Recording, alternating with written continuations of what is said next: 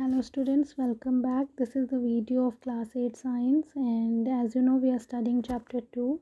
The name of the chapter is microorganism, and today's topic of this video is nitrogen cycle. Nitrogen cycle describes how nitrogen moves between plants, animals, bacteria and atmosphere and then soil. And nitrogen, because the nitrogen is very important for the plants and animals and the microorganisms, so there is a cycle of nitrogen in which the nitrogen moves between the plants, animals and bacteria and make the nitrogen cycle.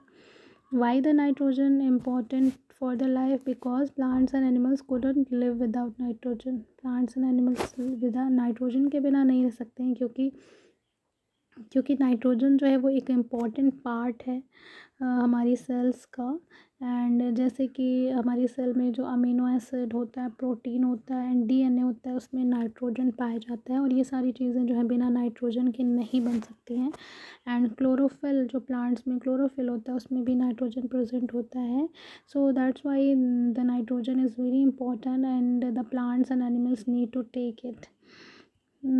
While 78% of the atmosphere is composed of nitrogen, this gas is inert and unable to be used by plants and animals.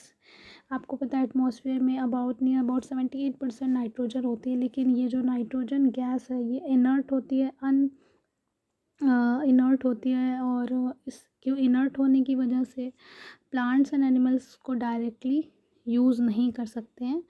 So there are some bacteria that convert this nitrogen gas into compound that can be assimilated by plants and animals. इसीलिए बहुत सारे ऐसे bacteria होते हैं जो इस atmospheric nitrogen को usable compound में चेंज कर देते हैं, फिर उसको प्लांट्स एंड एनिमल्स क्या करते हैं, यूज़ कर लेते हैं.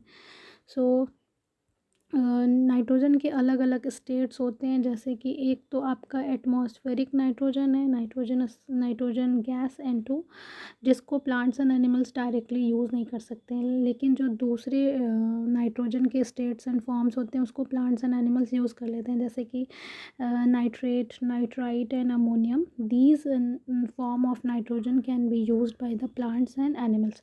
तो बैक्टीरिया जो होते हैं वो क्या करते हैं, इस नाइट्रोजन को इन सारे स्टेट्स में कन्वर्ट कर देते हैं, इन सारे फॉर्म में कन्वर्ट कर देते हैं ताकि प्लांट्स एंड एनिमल्स इनको यूज़ कर सकें.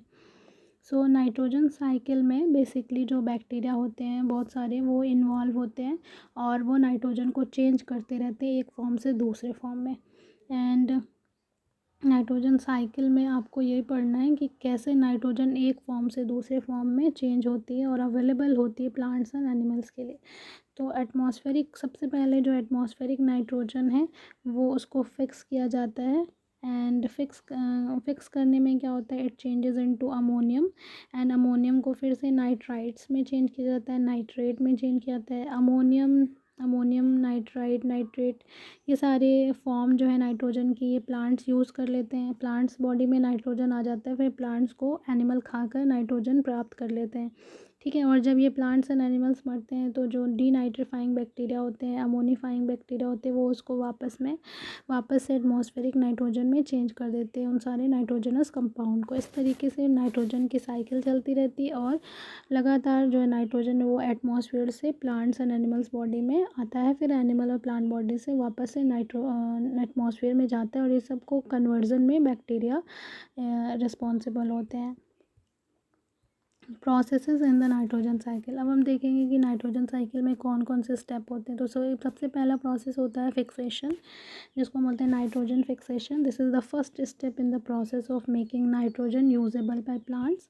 यहाँ पे बैक्टीरिया होते हैं जो नाइट्रोजन को चेंज कर देते हैं अमोनियम में, जैसे कि एजोटोबैक्टर एक होता है जो फ्री लिविंग होता है, सॉइल में पाया जाता है, और एक राइजोबियम नाम का बैक्टीरिया होता है जो रूट्स ऑफ लेग्यूमिनस प्लांट्स में पाया जाता है. ये क्या करता है, ये प्लांट की रूट में होता है और ये क्या करता है, एटमॉस्फेरिक नाइट्रोजन को, जो एटमॉस्फेयर में नाइट्रोजन होती है उसको जो है वो फिक्स कर देता है और अमोनिया में कन्वर्ट कर देता है, NH3 में कन्वर्ट कर देता है.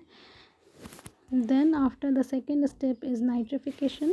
This is the process by which ammonium gets changed into nitrates by bacteria. Nitrates are what the plants can then absorb. अब जो नाइट्रोजन फिक्सेशन के बाद जो अमोनियम या अमोनिया बना है उसको वापस अमोनियम को नाइट्राइट एंड देन नाइट्रेट में चेंज किया जाता है. ये भी बैक्टीरिया के ही हेल्प से होता है. This is also done by the bacteria. And इस प्रोसेस को हम बोलते हैं nitrification, in which the ammonium change into nitrite and then nitrite change into nitrate. And ये नाइट्राइट और नाइट्रेट जो होता है वो प्लांट्स क्या कर सकते हैं, आसानी से यूज़ कर सकते हैं. इसके लिए भी बैक्टीरिया होते हैं, जैसे Nitrosomonas convert into ammonium ion into nitrites, while nitrobacter can convert the nitrites into nitrate. यहाँ भी बैक्टीरिया इन्वॉल्व होते हैं. अमोनिया को नाइट्राइट में कन्वर्ट करने के लिए एक बैक्टीरिया होता है नाइट्रोसोमोनास, एंड नाइट्राइट को नाइट्रेट में कन्वर्ट करने के लिए बैक्टीरिया होता है नाइट्रोबैक्टर. और इन सारे रिएक्शंस में ऑक्सीजन की रिक्वायरमेंट होती है, रिक्वायर ऑक्सीजन.